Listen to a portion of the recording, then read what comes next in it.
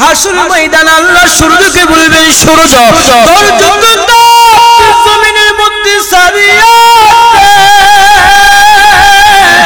সূর্যের তাপে জমিনটা হয়ে যাবে তামাম, গুনাহগারের মগজ ঠাস ঠাস করে ফেটে যাবে, পেটের নারী বুড়ি পায়খানা রাস্তা দিয়ে পড়ে যাবে। শুধু তাই না, উপর দিকে জাহান্নাম কঠিন হুঙ্কার বড়। আল্লাহ বলবেন ফেরেশতার দল জাহান্নামকে তোমরা ভালো করে বেঁধে দাও। ৭০,০০০ রহমতের ফেরেশতা জাহান্নামকে ধরে রাখবে, এক একটা শিকলে গুড়ায় ৭০,০০০ ফেরেশতা ধরে রাখবে, জাহান্নামকে ধরতে পারে না। জাহান্নামের আওয়াজে হাসরের ময়দানটা থর করে কেঁপে উঠবে। আমার মামার আপনার মায়ের নবী সেজদায় পড়ে কাঁদতেন আর বলবেন আল্লাহ আপনি জাহান্নামকে ফিরাও। আবার একটা উম্মত যেন জাহান্নামে না যায়, আমার একটা উম্মত জাহান্নামে গেলে আমি মুহাম্মদ আপনার তুই জান্নাতে যাব না। আল্লাহ তাআলা বলবেন ও নবী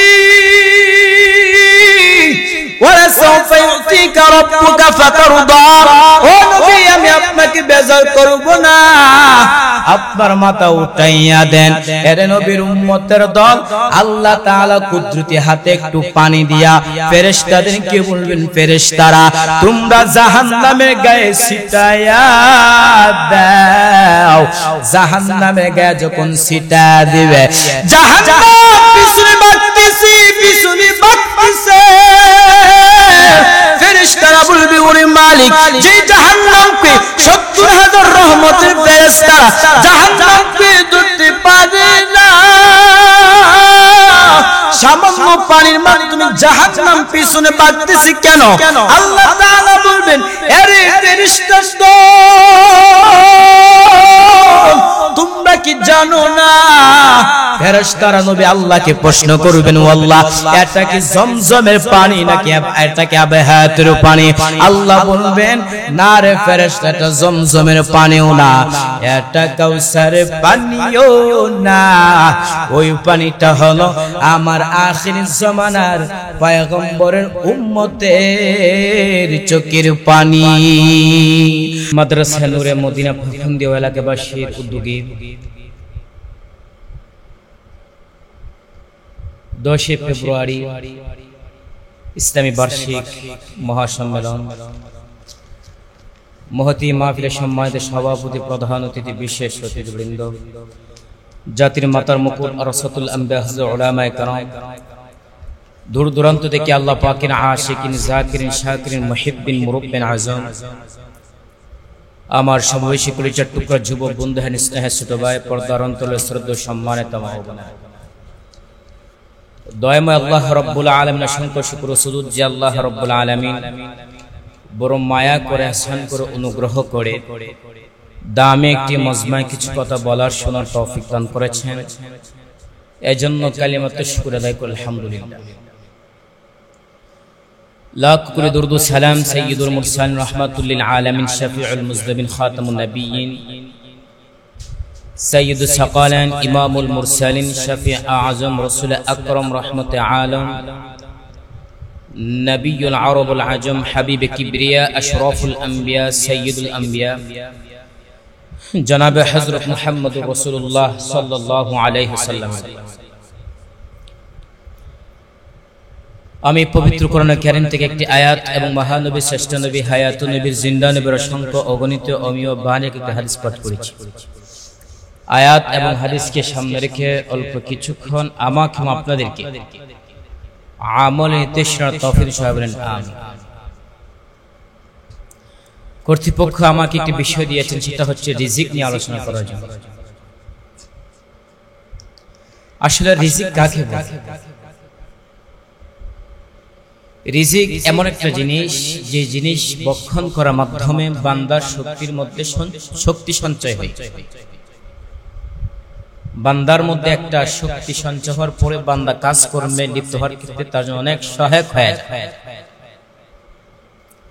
তো যাই হোক, এই রিজিকের দায়িত্ব স্বয়ং আল্লাহ তাআলা নিজেই নিয়েছেন।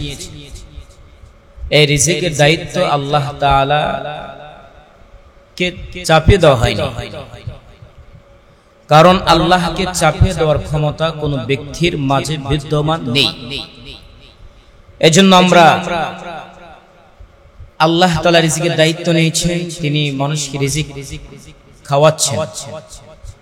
এজন্য সর্বাবস্থায় সর্বহালতে আল্লাহর নিয়ামতের শুকরিয়া আদায় করা উচিত। এজন্য আমাদের প্রথমত বুঝতে হবে রিজিক দুই প্রকার। এক নাম্বার রিজিক হচ্ছে যে রিজিক বান্দা হালাল ভাবে উপার্জন করে এবং ভক্ষণ করে, সেটা কেবল হালাল রিজিক। আর যে রিজিকটা বান্দা হারামের মাধ্যমে উপার্জন করে এবং হারাম ভাবে ভক্ষণ করে, ওই রিজিককে বলা হয় হারাম রিজিক। তো এজন্য এখন প্রশ্ন আসতে পারে, রিজিকের দায়িত্ব যদি আল্লাহ নিয়েই থাকে তাহলে মানুষ মারা যায় কেন? উলামায়ে কেরাম তার জবাবে উত্তর দিয়েছেন, তার প্রশ্নের জবাব উত্তর দিয়েছেন, আল্লাহ তাআলা তার রিজিকের কোন প্রাণীর রিজিকের দায়িত্ব নিয়েছেন ততক্ষণ পর্যন্ত তার আয়ুকাল শেষ না হওয়া পর্যন্ত। ওই ব্যক্তির হায়াত যখন শেষ হয়ে যায় তখন ব্যক্তিরা কোনো না কোনো ভাবে দুনিয়া থেকে বিদায় নিয়েছেন।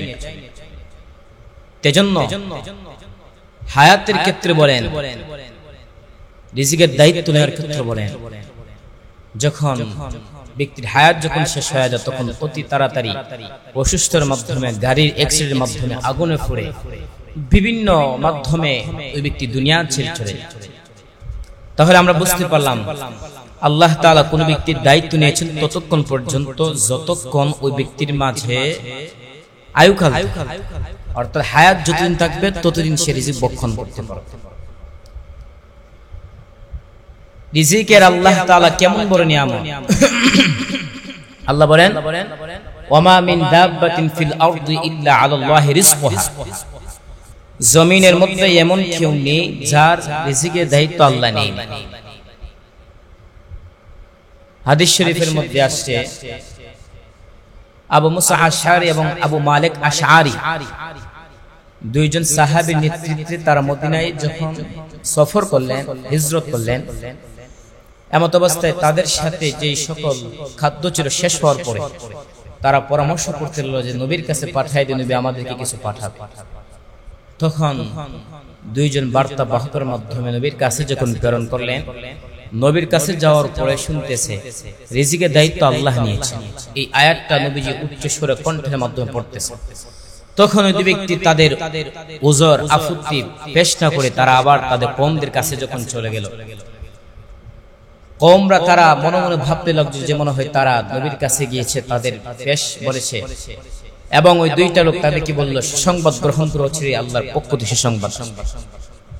এক পর্যায়ে যখন খাবার আসলো, আসার পরে অবশিষ্ট খাবার তারা নবীর কাছে প্রেরণ করার ইচ্ছা করলো, নষ্ট করার চেয়ে নবীর কাছে প্রেরণ করার পরে তখন নবীজি তাদেরকে জিজ্ঞাসা করলেন। তারা বললেন, নবী, আপনি যে খাবারের আপনি আমাদেরকে দিয়েছিলেন সেই খাবারের অবশিষ্ট খাবার রয়েছে, অতএব আপনি সেটা নিয়ে যান। তো যাই হোক, নবী বলতেছিলেন, আমি তোমাদের কাছে কোনো রিজিক পাঠাইনি, অর্থাৎ আল্লাহ তাআলা তোমাদের রিজিকের ব্যবস্থা করে দিয়েছেন। তো কেমন ছিল আল্লাহ তাআলার জমিনে এমন কোন প্রাণী নেই যার রিজিক আল্লাহ কি করে নাই, দায়িত্ব নেই। এজন্য আল্লাহ বলেন, ইয়া আইয়ুহান নাস কুলু মিন তাইয়িবাতি হালালান, কুলু মিন তাইয়িবাতি হালালান মিন তাইয়িবাতি। আল্লাহ বলেন তোমরা হালাল রিজিক ভক্ষণ করো। কিসের রিজিক ভক্ষণ করো? হালাল রিজিক ভক্ষণ করো। আর হালাল রিজিকের মাধ্যমে তিনটা ফায়দা হয়। কয়টা? এক নাম্বার হচ্ছে তার আমলের মধ্যে নূর চলে আসে। দুই নাম্বার হচ্ছে মনের মধ্যে সৎসাহস সৃষ্টি হয়। তিন নাম্বার হচ্ছে আমলের মধ্যে নূর চলে আসে। ইবাদতের মধ্যে যেমন নূর চলে আসে, আমলের মধ্যে নূর চলে আসে। তিন নাম্বার হচ্ছে মনের মধ্যে সৎসাহস সৃষ্টি হয়। আফগানিস্তানে একজন বাদশা ছিল, তার নাতি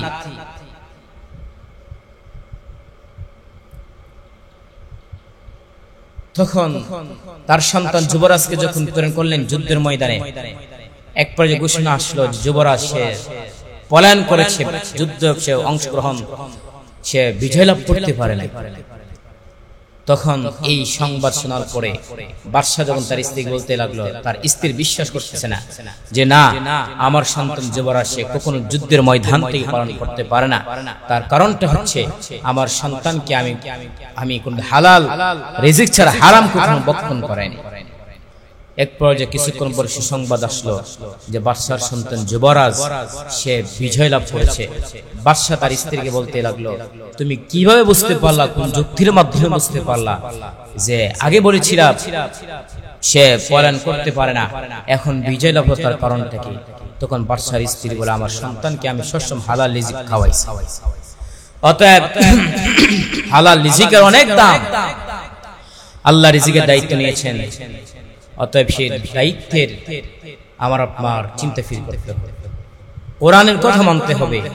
আল্লাহ তাআলার রাসূলকে নবীজি যেমন ভাবে নবীকে আল্লাহ আদেশ করেছেন, ইয়া আইয়ুহার রাসূল কুলু মিন তাইয়্যিবাতি ওয়া আমালু সালিহা, নবীকে আল্লাহ বলেন খাবার খাবেন, আপনি হালাল খাবার খান, ওয়া আমালু সালিহা, এবং সৎ কাজ করো, ইন্নী বিমা তা'মালুনা আলিম, আর সৎ কাজ করো, আপনারা যা কিছু করেন সে ব্যাপারে আমি অবহিত।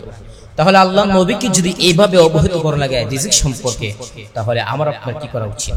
সুতরাং আল্লাহ বলেন, ইয়া আইয়ুহাল্লাযিনা আমানু কুলু মিন তাইয়্যিবাতি মা রাযাকনাকুম, আমি আল্লাহ তোমাদেরকে যে সকল রিজিক দিয়েছি সেটা তোমরা ভক্ষণ করো, ওয়াশকুরু লিল্লাহি, এবং তোমরা আল্লাহর শুকরিয়া আদায় করো। আমরা শুকরিয়া আদায় করব কিভাবে? আমরা তো ভালো করে অনুধাবন করতে পারি না, কোরআনের আয়াত অনুধাবন করতে পারি না, অথচ সাহাবায়ে কেরাম ইতিহাস জানলে বোঝা যায় তারা কেমন ভাবে অনুধাবন করেছে। আউলিয়ারা কার উকবা ইখতিয়ার, জাহেলারা কার দুনিয়া ইখতিয়ার, নাইলে মুমিন সুয়ে মুমিন নিশাওয়াত, নাইলে কাফের সুয়ে কাফের মিশাওয়াত। এর নবীর উম্মতের দল, পবিত্র কোরআনের প্রত্যেকটা আয়াতকে মনোযোগ সহকারে শ্রবণ করো, ভালো করে শ্রবণ করলে আল্লাহর পক্ষ থেকে একটা নূর চলে আসে, তৌফিক চলে আসে। মক্কার একটু কিছু দূরে আকসাম বিন সাইফির এলাকা, ওই আকসাম বিন সাইফ তিনি হইলেন এলাকার সর্দার। তিনি হঠাৎ করে শুনতেছে মক্কার একটু কিছু দূরে আকসাম বিন সাইফির এলাকা, তিনি হঠাৎ করে শুনতেছেন মক্কার মধ্যে একজন মুহাম্মদ নামে নবী দাবি করতেছেন। আকসাম বিন সাইফি এলাকার মানুষকে বললেন, ওই মক্কার মধ্যে নাকি একজন মুহাম্মদ নবী দাবি করতেছে, যদি তোমরা পরামর্শ দাও তাহলে আমরা ওই মুহাম্মদকে আমরা একটু পরীক্ষা করতে পারি। এলাকার মানুষ বলল, হে রে আকসাম, তুমি হইলা আমাদের সরদার, তুমি হইলা আমাদের নেতা, তুমি যদি আব্দুল্লাহ সন্তানকে মুহাম্মদকে পরীক্ষা করতে পারো আমার পক্ষে আমাদের কোনো সমস্যা নাই।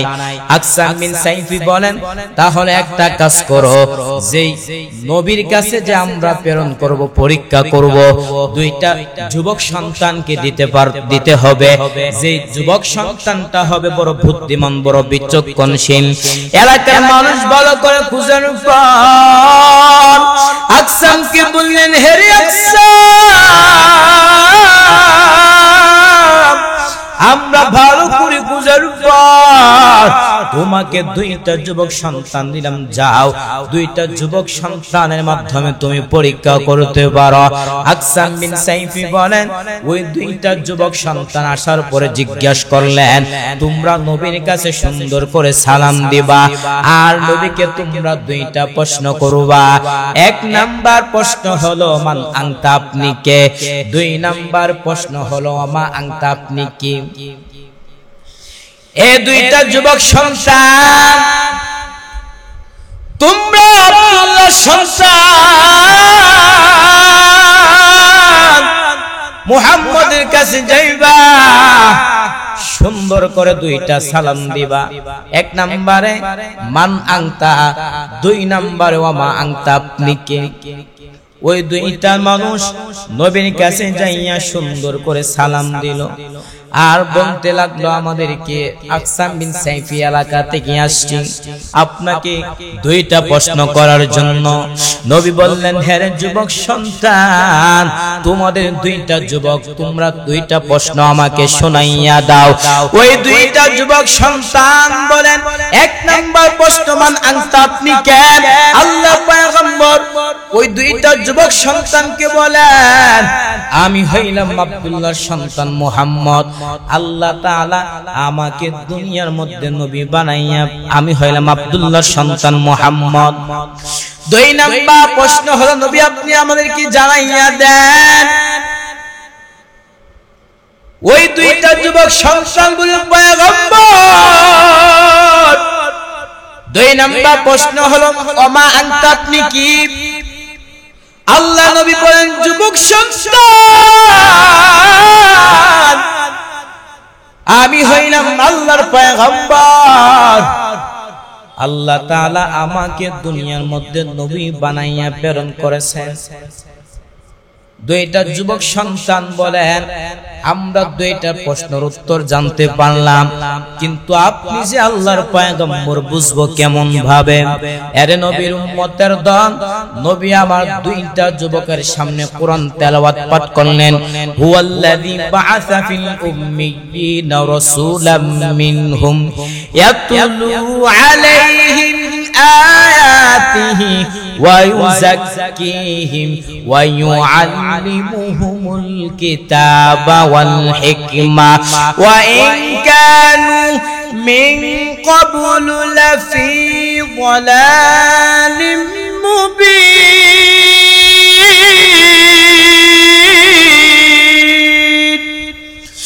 নবী ওই দুইটা যুবকের সামনে আয়াতটা শোনার পাঠ করার পর দুইটা যুবক সন্তান চোখের পানি ফালাইয়া বলেন, পয়গম্বর দুনিয়ার মধ্যে আমরা কত আরবি শব্দ শুনলাম,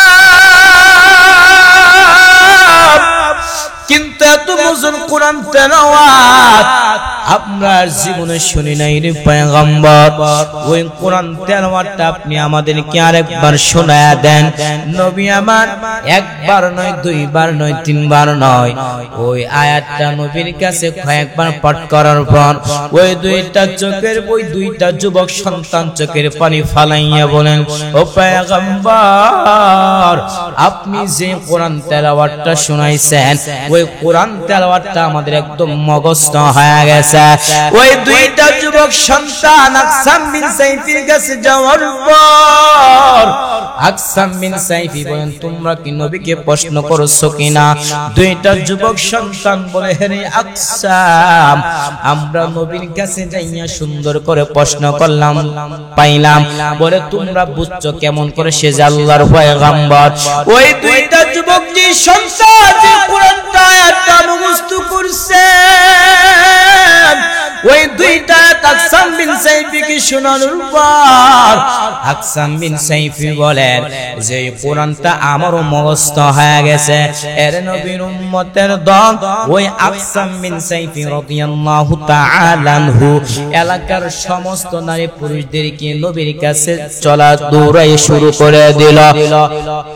নবীর কাছে যাইয়া নবীকে সুন্দর করে সালাম দিল আর বলতে লাগলো, ও পয়গম্বর আপনি আমাদেরকে মাফ করবেন, আমরা আপনাকে পরীক্ষার জন্য আমরা লোক প্রেরণ করেছিলাম। ও পয়গম্বর বেয়াদবি মাফ করবেন, আপনি আমাদের সবাইকে মুসলমান বানায়া দেন। দরদাওয়া কুল মিকুনি হর সুবহ শাম মেরা সানত রিজক তু আজলা মাকাম জুজবা হকচে যে মাকা আজ ইনসুজা ফজলে উআ মাসদর জুমলা জাহা। এর নবীর উম্মতের দল তারা কেমন ভাবে কোরআন তেলাওয়াত শ্রবণ করেছে, কোরআন তেলাওয়াতটা শ্রবণ করার কারণে আল্লাহর পক্ষ থেকে তাদের উপর রহমত চলে আসছে। এর নবীর উম্মতের দল আল্লাহ তাআলা বলেন ওয়া মা মিন দাব্বাতিন ফিল আরদি ইল্লা আলাল্লাহি রিজকুহা ওয়া ইয়ালামু মুস্তাকাররাহা ওয়া মুস্তাওদাআহা কুল্লুন ফি কিতাবিম মুবিন। আল্লাহ বলেন জমিনের মধ্যে এমন কেউ নেই যার জন্য আমি আল্লাহ রিজিক ব্যবস্থা করে রাখি। তো আল্লাহ তাআলা রিজিকের ওয়াসাতের ক্ষেত্রে, আল্লাহ প্রশস্ততার ক্ষেত্রে প্রত্যেকটা মানুষের জন্য আল্লাহ রিজিকের ব্যবস্থা করছে কিনা? প্রত্যেকটা মানুষের জন্য রিজিক ব্যবস্থা করে দিয়েছে, ইতিহাসের মধ্যে পাওয়া যায়। এজন্য হালাল রিজিক খাইতে বলে আপনার আমলের মধ্যে নূর চলে আসবে। কিন্তু তুমি বান্দা যদি হারাম রিজিক করো তাহলে আপনার নামাজ পড়বেন হারাম পোশাক লাগায়, সেটা কবুল হবে না। নবী বলেন মানিশতারা সাওবান বিআশরাতি দারাহিমা ওয়া ফিহি দিরহামুন হারামুন লাম ইয়াকবালিল্লাহু লাহু সালাতান মা দামা আলাইহি। নবী বলেন কোন ব্যক্তি যদি 10 দিরহাম দিয়ে একটা কাপড় কিনে, এর মধ্যে একটা দিরহাম যদি হারাম থাকে আর ওই হারাম পোশাক লাগায়া যদি ব্যক্তি নামাজ পড়ে, ওই ব্যক্তির নামাজ আল্লাহর কাছে কবুল হবে না। এজন্য রাসূল বলেন লা ইয়াদখুলুল জান্নাতা লা তাদখুলুল জান্নাতা জাসাদুন গুজিয়া বিল হারাম। হারামের মাধ্যমে হারাম খেয়ে যদি শরীরটা আপনি মোটা তরতাজা করেন, ওই শরীর জান্নাতে যাবে না। এজন্য হালাল রিজিক ভক্ষণ করতে হবে। হালাল রিজিক ভক্ষণ করার মাধ্যমে আপনার আমলের মধ্যে নূর চলে আসবে। আরে নবীর উম্মতের দল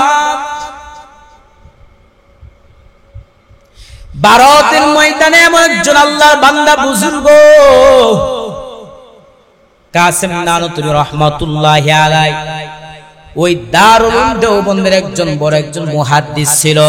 তিনি বলেন আমরা মাঝে মাঝে এমন একজন লোক ছিল শাহজি আব্দুল্লাহ, ওনার ঘরের মধ্যে আমরা দাওয়াত খাওয়ার জন্য সব সময় অপেক্ষা করতাম। কে সেই শাহজি আব্দুল্লাহ? আল্লাহ বান্দা গরিব মানুষ,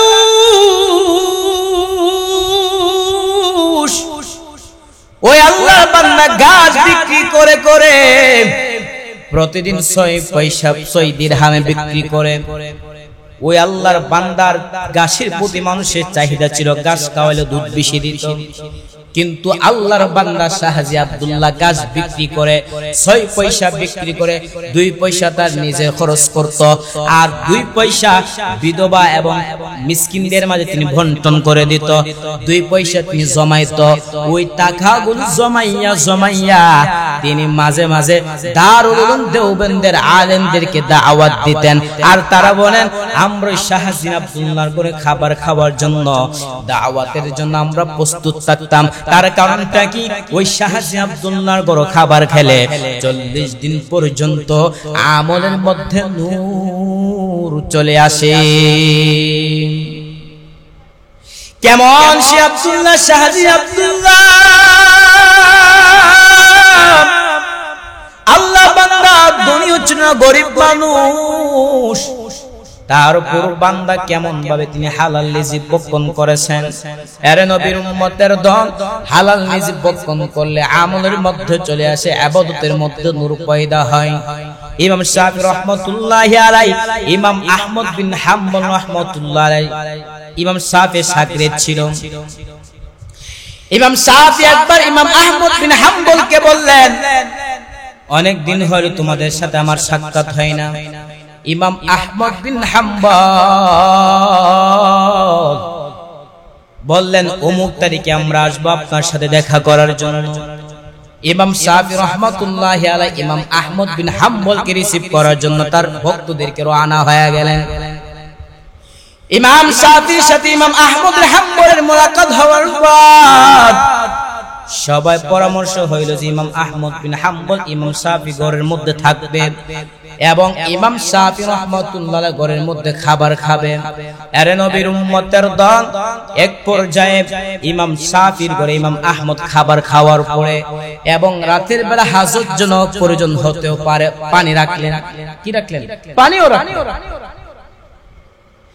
ইমাম আহমদ বিন হাম্বল রাহমাতুল্লাহি আলাইহি ইমাম শাফি রাহমাতুল্লাহ আলাইহি করে এমন ভাবে খাবার খাইলেন সবাই আশ্চর্য হয়ে গেলেন, কি ব্যাপার?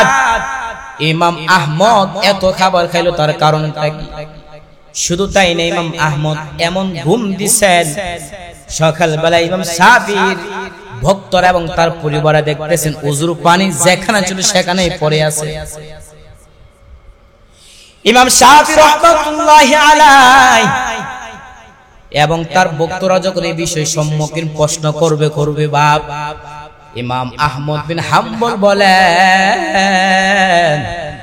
আজকে আমি ইমাম শাফি রাহমাতুল্লাহ আলাইহি করে খাবার খাওয়ার মাধ্যমে আমার দুইটা ফায়দা হয়েছে। এক নম্বরে আমার আমলের মাধ্যমে আমার নূর চলে আসছে, দুই নম্বরে ওই যে আমি খাবার খাইছি, ওযু খাবার খাওয়ার পরে ওই খাবারের মাধ্যমে এক ওযু দিয়ে আমি এশারের ওযু দিয়ে আমি তাহাজ্জুদে ফজরের নামাজ পড়েছি। দুই নাম্বার আমার আমলের মধ্যে ফায়দা হয়েছে। বলে কি আমল?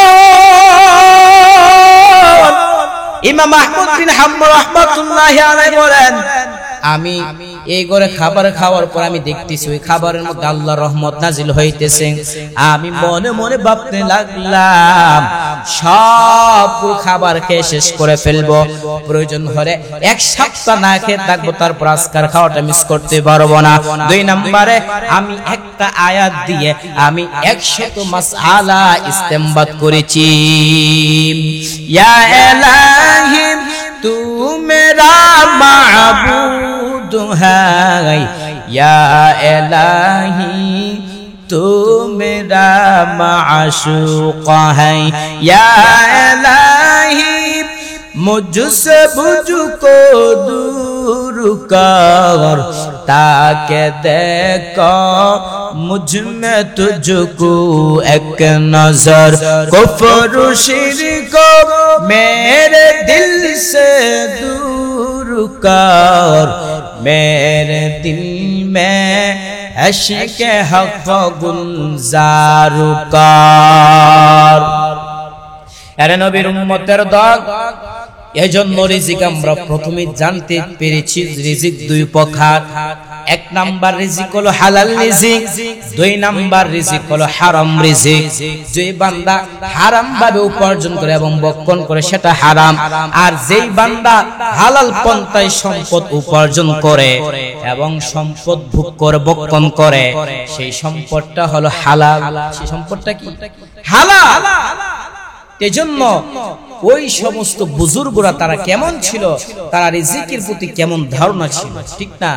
এই আমলের মধ্যে যদি আমাদের চলে আসতে হয়, এই আমলের মাধ্যমে তারা কি আসতে হলে এটার উপর থাকতে হলে আদব লাগবে। তাদের কেমন আদব ছিল, এই আদব হলো অনেক একটা দামি বিষয়। কি দামি বিষয়? আদব অনেক একটা দামি বিষয়। এজন্য সর্বাবস্থায় আপনার কোরআনের কথা মানার ক্ষেত্রে, রিজিক খাওয়ার ক্ষেত্রে হাদিসকে সম্মান করা, এটাও কিন্তু একটা আদব। আদবওয়ালা জিন্দেগির কত দাম! আদব! আল্লাহর যুবক গোলাম রাস্তা দিয়ে চলতেছেন, গুনাহগার নেক আমলওয়ালা না, প্রতিদিন মুদ্রার টাকানায় যায়। আজকেও যাচ্ছি, হঠাৎ করে রাস্তার মাঝে একটা কাগজ পড়ে দেখলাম, কাগজটা হাতে এনে দেখলাম আরবি লেখা, ঠোঁটে চুমাকাইয়া বাড়িতে হেফাজত করে আবার মুদ্রার টাকানায় চলে গেল। ওই জমানার কুতুবুল আলম হাসান বসরি রাহমাতুল্লাহি আলাইহি আল্লাহর পক্ষ থেকে জানলেন, মুদ্রার টাকানায় অমুক যুবক বান্দা আমি আল্লাহর পক্ষ থেকে দাওয়াত পৌঁছায় দাও। হাসান বসরি গভীর রাতে মুদ্রার টাকানায় চলে গেলেন। গেটের সামনে দাঁড়ানোর পর সব মদ পান করে চিনে ফেললাম, দেশের বড় হুজুর এখানে কেন? দেশের মধ্যে কে চাঁদাবাজ সন্ত্রাসী তারা ভালো করেছে। ভালো আলেমের কাছে গোপনে হাদিয়া নিয়ে দোয়া নেয়, যে কারণে এত গজবের দোয়া করা হলো একটা গজব ওদের মাথায় পড়ে না। ওই যে কোটি কোটি টাকা দান সদকা করে আবার ভালো ভালো আলেমদের কাছ থেকে দোয়া নেয়, ওই যুবক পান করে মুদ্রাতে বেহুশ হাসান বসরি বলে বিশাল নামের এই যুবক ওখানে আছে কিনা? বলে হ্যাঁ আছে, মদ পান করে মাতাল হয়ে পড়ে আছে। বলে হুশ আসলে আমার সালাম জানা দাও। এই বিশাল আসছে বড় হুজুর। হাসান বসরি ডাকছে তাড়াতাড়ি, দ্রুত গতিতে মোটামুটি ফেরেশে আল্লাহ ওলির সামনে হাজির। এই যুবক আসো, তোর হাতটা আমার হাতের সঙ্গে লাগায়া দাও। আল্লাহ ওয়ালাদের সোহবতে গেলে অ্যাকশন শুরু হয়, আল্লাহ ওয়ালাদের নেক নজর পড়লে অ্যাকশন শুরু হয়।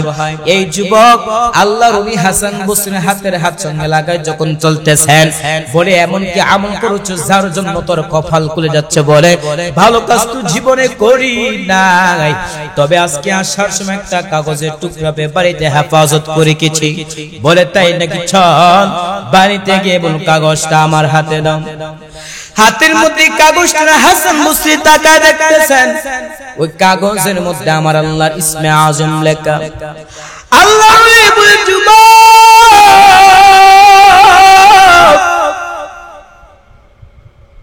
কপাল তোর বারে তওবা কর, আল্লাহ তাআলা তোর সম্মান বাড়ায় দিবে।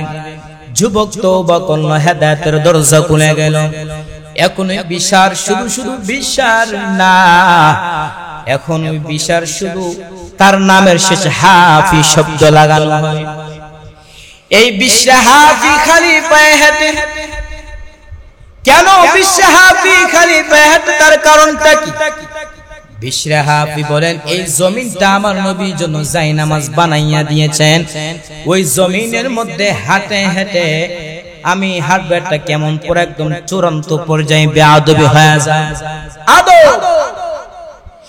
এই বিশ্বে হাফি একদিন চলে গেল ওই সময়ের জন্য ফকিহুল উম্মাহ ইমাম আহমদ বিন হাম্বল রাহমাতুল্লাহি আলাইহি দরজগায় খানকায় বিন হাম্বল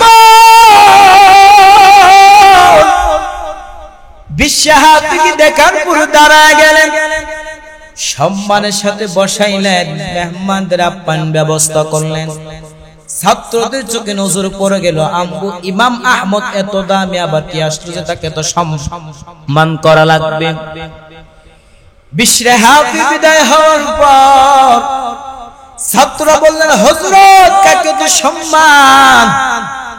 বলে তোমরা কি শুনো নাই বুজুর্গ বিশ্রে হাফি তিনি আসছে? হযরত আপনার মতো বড় আলেম কেউ নাই। ইমাম আহমদ বিন হাম্বল বলে, ছাত্র ভাই শুনে নাও, আমি ইলমের লাইনে যদিও দেখো আগানো, কিন্তু মারিফাতের লাইনে বিশ্রে হাফি আমার থেকে আগানো। ছাত্রদের মধ্যে শুরু হয়ে গেল একটু টেস্ট করি তো। হযরত যাবো তাকে কিছু প্রশ্ন করার জন্য। ছাত্ররা রেডি হয়ে গেলেন, বিশ্রে হাফি দরবারে যাবে কিছু প্রশ্ন করার জন্য। ও ছাত্র ভাই, আদবলা জিন্দেগীর কত দাম, কত দাম। বিশ্বে হাফির দরবারে ছাত্ররা রওনা। ইমাম আহমদ বিন হাম্বল বলেন, খবরদার যেন বেয়াদবি না হয়। খানকায় গিয়ে দাঁড়ালেন আর বললেন, আমরা ইমাম আহমদ বিন হাম্বলের ছাত্র বলে বসেন। তিনিও তাদেরকে মেহমানদের আপ্যায়ন ব্যবস্থা করলেন আর বললেন, হযরত আপনার অনেক নাম শুনলাম, একটু প্রশ্ন করার জন্য আসলাম বলে করেন। এক নাম্বার প্রশ্ন, নামাজের মধ্যে ওয়াজিব ছুটে গেলে কি করা লাগবে? বিশ্রে হাফি হিকমতের সাথে জবাব দেওয়া শুরু করলেন, কারণ তাকওয়ার পাওয়ার আছে, আর যার ভিতরে তাকওয়ার পাওয়ার আছে তার মধ্যে একটা ঐশী একটা ক্ষমতা আছে, যে ক্ষমতাকে কোরআনে বলা হয় ফুরকান। ইয়া আইয়ুহাল্লাযীনা আমানু ইন তাত্তাকুল্লাহ জাআল লাকুম ফুরকানা। ফুরকানের সম্পদ, মা মা'নাল ফুরকান হুয়া নূরুম মিন ইলাহি, আল্লাহ পক্ষ থেকে একটা নূর। বলে এটা দিয়ে কি করবে? মা বিহি ফুরকা বাইনা হক ওয়াল বাতিল, ফুরকান নামক সম্পদ দিয়ে বান্দা হক এবং বাতিলের মাঝে পার্থক্য করবে। বিশ্বে হাফি বলেন, ছাত্র ভাই, এই মাসআলা যদি তোমাদের ইমাম আহমদ বিন হাম্বলকে প্রশ্ন করো, তিনি হিকমতের তিনি ফতোয়ার কিতাব থেকে জবাব দিবেন। সেজদায় সাহু দিয়ে নামাজের মধ্যে নামাজ সঠিক হয়ে যাবে। আর যদি তোমরা আমাকে প্রশ্ন করো, আমি বলবো তোমাকে আগে পিটানো দরকার। মাওলার সামনে দাঁড়াইয়া কেন বেয়াদবি করলি? আগে তোকে পিটানো দরকার, মাওলার সামনে দাঁড়ায় কেন বেয়াদবি করলি? 2 নাম্বার প্রশ্ন, নেশাব পরিমাণ মাল থাকলে কত সম্পদ যাকাত আদায় করতে হবে? বিশ্বহাবি বলেন, ও ছাত্র ভাই, তোমাদের ইমাম আহমদ বিন হাম্বলকে যদি প্রশ্ন করে, তিনি জবাব দিবেন ফতোয়ার কিতাব থেকে 40 ভাগের 1 ভাগ যাকাত আদায় করো। আর যদি তোমরা আমি বিশ্বহাবিকে প্রশ্ন করো, আমি বলবো সম্পদ যত আছে সব দান করে দাও, কোনো ভাগাভাগির কোনো প্রয়োজন নাই। এর নবীর উম্মতের দল ঘটনার মাধ্যমে বুঝাইতে চেয়েছে যে আদব লাগবে। কোরআনের কথা মানতে চাও, নবীর কথা মানতে চাও, হালাল রিজিক খেতে চাও, হারাম থেকে বাঁচতে চাও, তাহলে তোমার জন্য আদব যদি না থাকে তুমি বাঁচতে পারবা না। আরে নবীর উম্মতের দল, আর যখন আমি আপনি আদব থেকে বাঁচতে পারবো, তখন তো আল্লাহ তাআলা আমাকে আপনাকে জান্নাত দিবে। জান্নাতটা কেমন সুন্দর, আমার আল্লাহ তাআলা হাদিসে কুদসিতে বলেন, আ'দাতু লিইবাদিয়াস সালিহিন মা লা আইনুন রাআত ওয়ালা উযুনুন সামিআত ওয়ালা খাতারা আলা কলবি বাশার। আমার আল্লাহ তাআলা হাদিসে কুদসিতে বলেন, সালেহ বান্দাদের জন্য আমি আল্লাহ এত সুন্দর একটা জান্নাত রেডি করে রেখেছি। বলে মা লা আইনুন রাআত, পৃথিবীর কোন চোখ ওই জান্নাতটা দেখে নাই। ওয়ালা উযুনুন সামিআত, পৃথিবীর কোন কর্ণ শ্রবণ করে নাই। ওয়ালা খাতারা আলা কলবি বাশার, পৃথিবীর কোন অন্তর উপলব্ধি করতে পারে নাই। জান্নাতটা কেমন সুন্দর করে সাজাইছেন। ওরে নবীর উম্মতের দল, অতএব বান্দা যদি জাহান্নাম থেকে বাঁচতে চায়, বান্দা জান্নাতের মধ্যে যাইতে চায়, হালাল রিজিক ভক্ষণ করতে হবে। নবী আমার বলেন, লা তাদখুলুল জান্নাতা জাসাদুন গুজিয়া বিল হারাম, যারা হারাম রিজিকের মাধ্যমে শরীরটাকে মুঠো মুঠো করেছে, ওই ব্যক্তিরা কখনো জাহান্নামের মধ্যে প্রবেশ, জান্নাতে প্রবেশ করতে পারবে না। ওরে নবীর উম্মতের দল, এজন্য বান্দা যদি জান্নাতের মধ্যে যাইতে চায় হালাল রিজিক ভক্ষণ করতে হবে। বান্দা যদি জাহান্নামের মধ্যে যায়, জাহান্নাম সম্ভব হবে না। বর্তমানে একটা সূর্য 30 কোটি 9 লক্ষ মাইল উপরে সূর্য, কিন্তু এখন সূর্য হাসর ময়দান আল্লাহ সূর্যকে বলবেন, সূর্য তোর যত জমিনের মধ্যে সারিয়া সূর্যের তাবে জমিনটা হয়ে যাবে তামাম, গুনাহগারে মগজ ঠাস ঠাস করে ফেটে যাবে, পেটের নারী বুড়ি পায়খানা রাস্তা দিয়ে পড়ে যাবে। শুধু তাই না, উপর দিকে জাহান্নাম কঠিন হুঙ্কার বড়। আল্লাহ বলবেন, ফেরেশতার দল, জাহান্নামকে তোমরা ভালো করে বেঁধে দাও। 70,000 রহমতের ফেরেশতা জাহান্নামকে ধরে রাখবে। এক একটা শিকলে গুড়ায় 70,000 ফেরেশতা ধরে রাখবে, জাহান্নামকে ধরতে পারে না। জাহান্নামের আওয়াজে হাসরের ময়দান থর ভয় কেঁপে উঠবে। আমার মামার আপনার মায়ের নবী সেজদায় পড়ে কাঁদতেন আর বলবেন, আল্লাহ আপনি জাহান্নামকে ফিরাও। আবার একটা উম্মত যেন জাহান্নামে না যায়, আমার একটা উম্মত জাহান্নামে গেলে আমি মুহাম্মদ আপনার তুই জান্নাতে যাব না।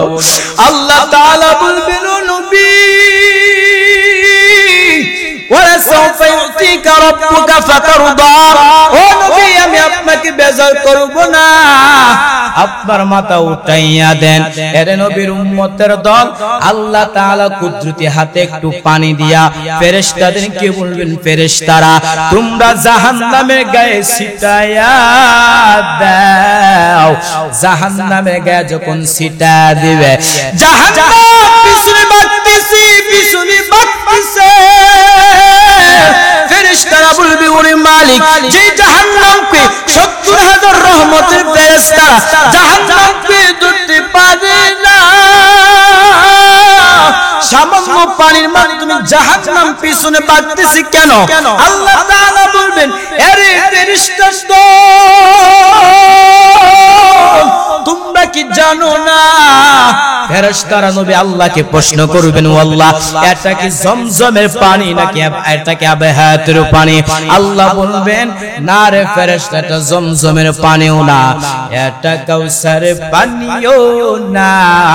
ওই পানিটা হলো আমার আখির জামানার পয়গম্বরের উম্মতের চোখের পানি। ওগো নবীর উম্মতেরা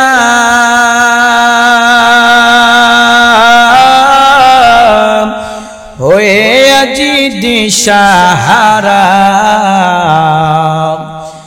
কোরআন হাদিসের চলো যখন যাহা চাই মনে, নবী বিনে কে দৌড়াবে ফুলসিরাত মিজানে, নবী বিনে কে দৌড়াবে ফুলসিরাত মিজানে। এমনি ইতিব নবী